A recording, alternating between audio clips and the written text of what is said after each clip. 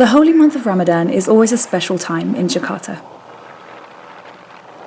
Muslims fast from sunrise until sunset throughout the month. And between the heat and the traffic, everyone always looks forward to Maghrib.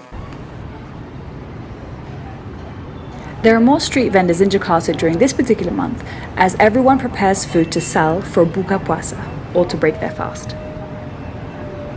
Sweet treats are usually the favorite, and they always come in takeaway so that people can break their fast while they're on the way home. Jakarta is usually so manic, but it always comes to a standstill at Maghrib.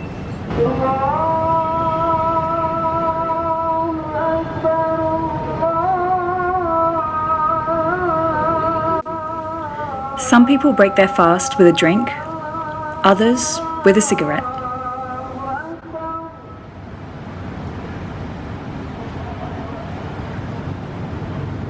Personally, I like to have a quick sip of water, and then usually I find the nearest musalla to pray.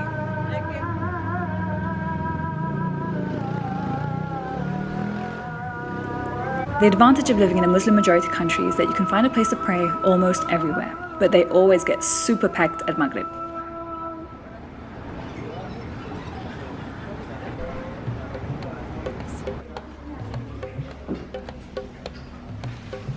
Once I've broken my fast and prayed, then it's time for a well-deserved meal.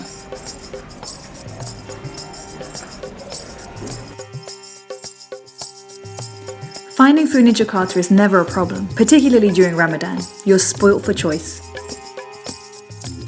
Usually, people start by finding a place to sit and then ordering their food. It turns out that at some places during Ramadan, food sellers have to abide by a specific rule. They can only start selling food at 7 p.m. This enables everyone to have a fair chance of selling food. It's actually a brilliant idea because if you break your fast at 6 p.m. and you have to wait until 7 p.m. to buy your food, it means you're working up an appetite, so essentially you're going to eat more and buy more.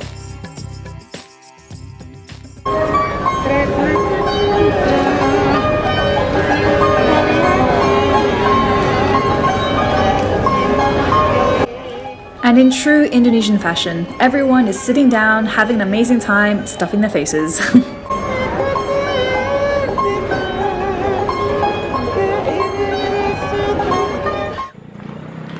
On the way to Tarawih prayers at Maloko Mosque.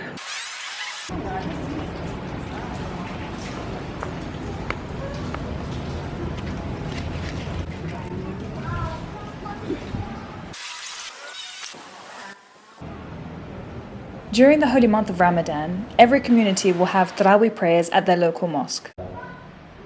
At the beginning of the month, the mosques are always full, so if you arrive late, you end up being outside.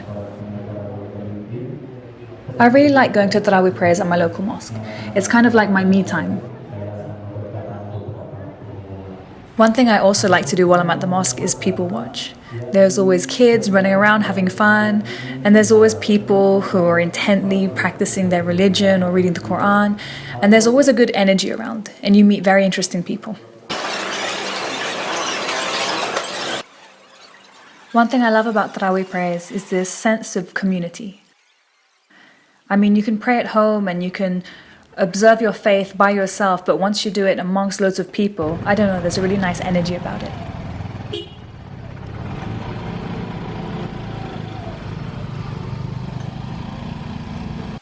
At some points during the month, I'll try and make time to cook something.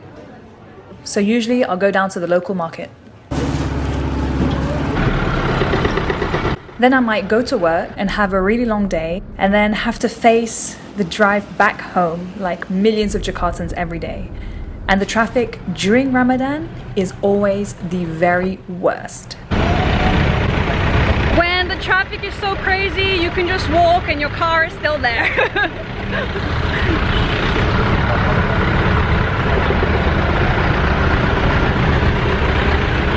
Just walking.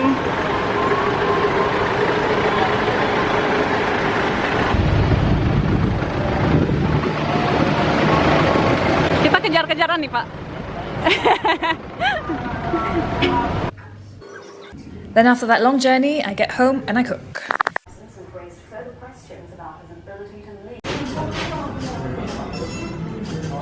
All Muslims are required to pay zakat, which is a form of almsgiving. Lagi bikin dokumentasi kayak bulan puasa. Usually in Indonesian mosques, your zakat contribution is calculated by the price of rice. The mosque will collect everyone's zakat contributions and then distribute it to the poor.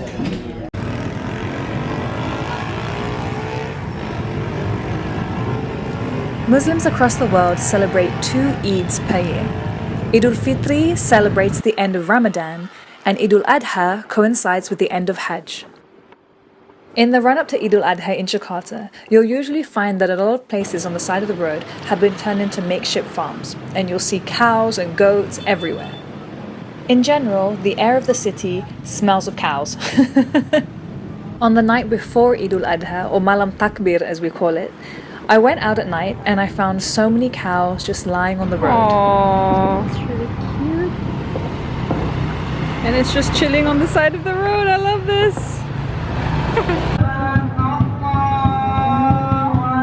On the way home, I heard drums in the distance and I decided to follow the sound.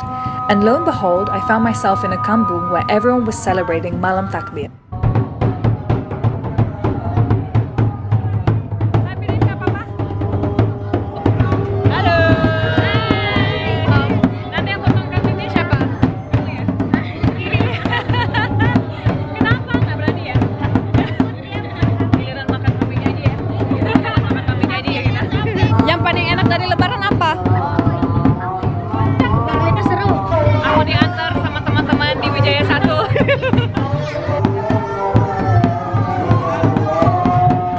The local children were nice enough to accompany me to where all the animals were.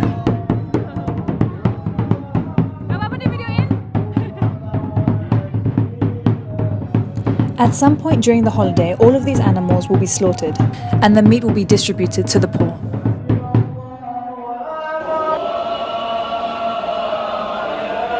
The following morning, I wake up at 6 a.m. and head to the local school for Eid Prayers. Once again, the entire community comes out to all pray together.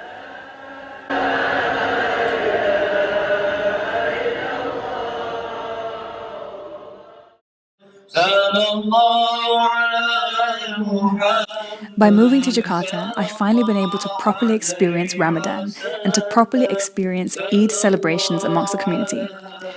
And it's for that reason that it's always one of my favorite times of the year.